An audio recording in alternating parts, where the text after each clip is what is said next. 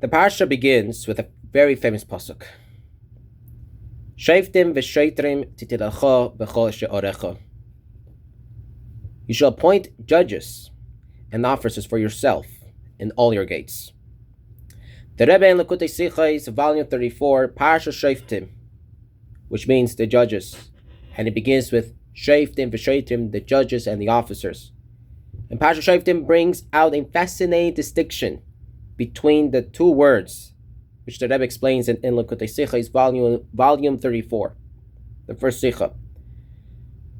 The two words Shoftim and Shoitrim, judges and officers. A Shofet is the person who decides what is right. A Shoiter is the person who makes sure that the decision is actually carried out.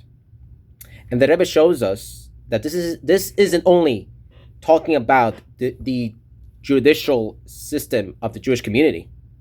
It is also talking about each one of us personally. The Torah says, Titin lacha, you shall appoint for yourself. In other words, every Jew has to establish his own eternal system of Shoftim and Shoitrim. What are our gates? In the word Shoftim v'Shoitrim, Titin lacha b'chol she'orecha, in all your gates, that you shall appoint judges and officers in all of your gates. B'chol she'orecha, in all your gates, Chassid explains that a person's body has different gates. Our eyes are gates, our ears are gates, our mouth is a gate, our thoughts are a gate, our emotions are gates.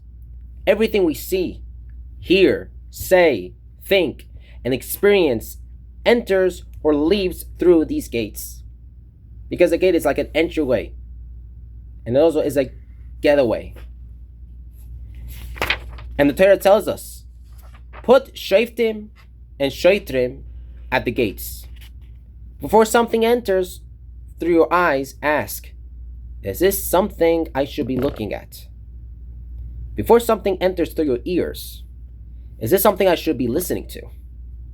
Before something leaves your mouth, is this something I should be saying? And before acting, is this what Hashem wants from me? That's the Shofet. The Shofet determines what is right according to Torah. But then comes the second part. Sometimes you already know what is right. You don't need another shiur. You don't need another explanation. You don't need somebody to convince you. You already know. And yet, it's difficult to do. That's where the Shoiter comes in. Because a judge can tell you one thing, and later on, you're banged up in the head. And that's where the difficult comes.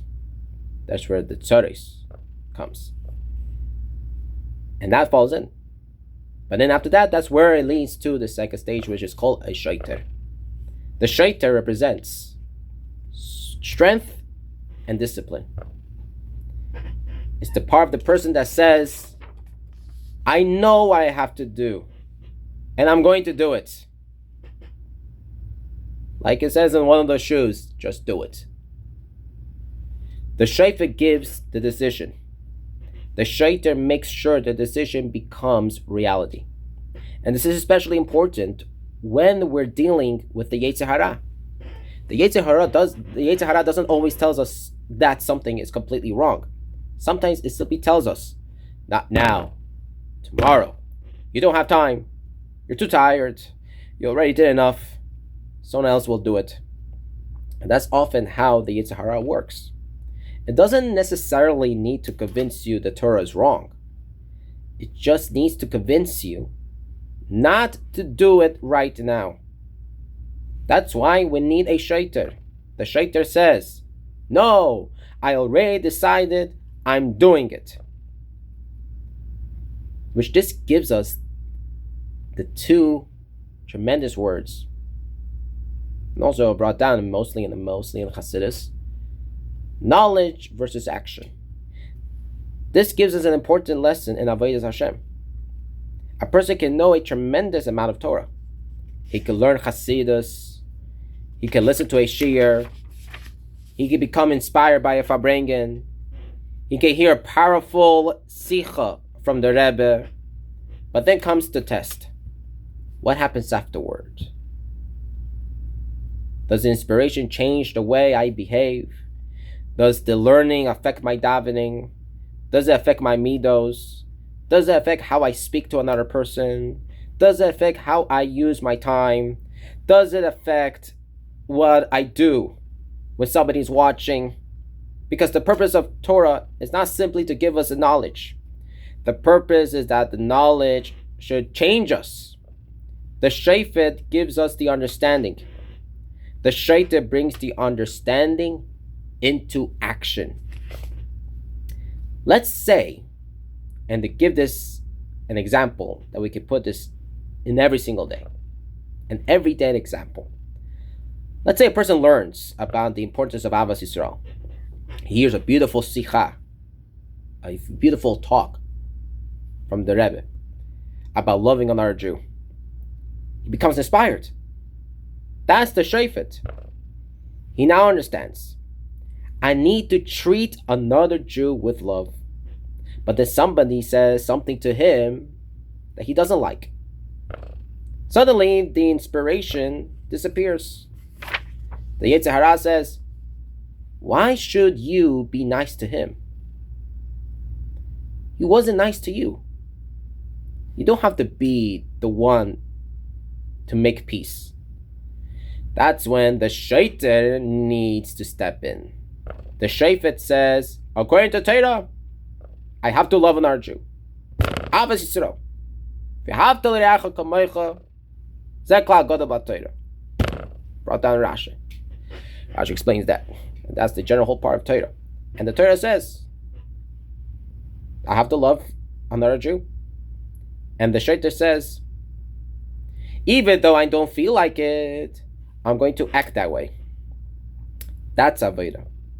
Because sometimes the greatest victory isn't when you actually feel inspired. The greatest victory is when you don't feel inspired and you do the right thing anyway. So why does the Torah need both? We might ask, if the Shoftim already knows what is right, why do we need a Shoftim? Because knowing and doing are two separate things, are two different things.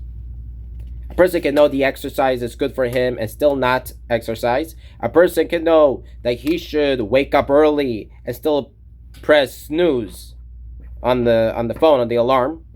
And a person can know that he should learn Torah and still waste an hour. Knowing doesn't automatically create action.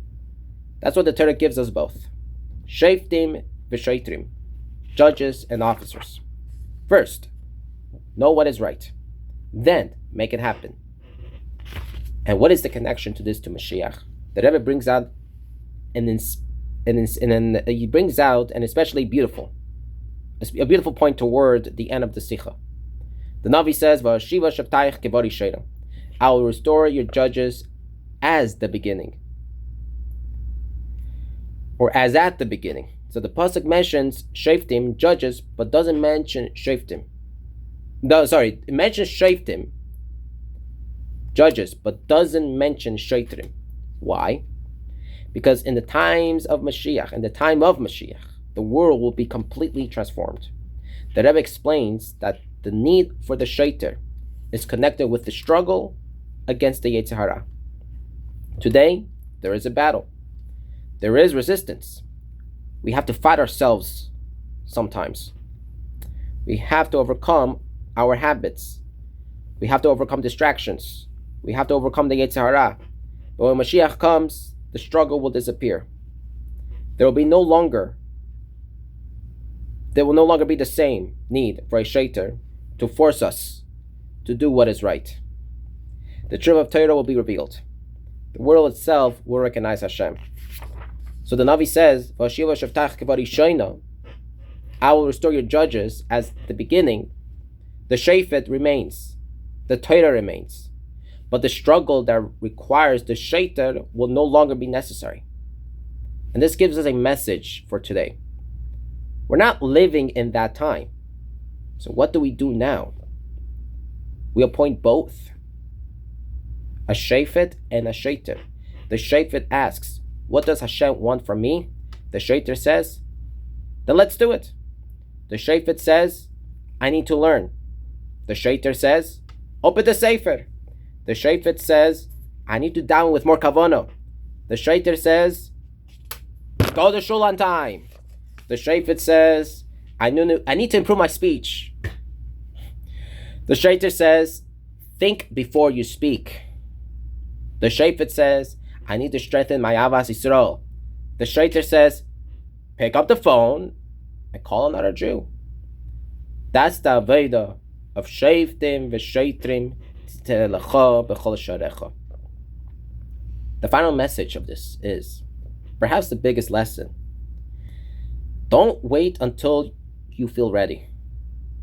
Sometimes we think, when I become more inspired, I'll change. When I feel more spiritual, I'll start. When I understand it better, I'll do it. But the Torah teaches us something different. First, establish the shafet. Know what is right. And then establish the shaiter. Do it. Everything, even if you don't feel like it, even if it's difficult, even if the Yetzer Hara is making excuses. Because every time a person takes something he learned, he turns it into an action. He is transforming his own personal world. And ultimately, that is how we prepare ourselves for the Geula. We're waiting for a time when Vashiva Shavtaich Kevorishena, when Hashem will restore our judges, and the world will naturally recognize the truth of Torah. But until then, we have a job. At every gate, in every area of life. Shoftim v'Shaitrim Titelecha b'chol sharecha. Put a shafet at the gate to know what is right. Put a shaiter at the gate to make sure you do it. Know, decide, act. And through that avodah, we may merit very soon to see the time when there will be no more struggle, no more distractions, and no more need for the shaiter. Only the revealed truth of Torah and the coming of Mashiach. Mehera b'yameinu mamash. Shabbos.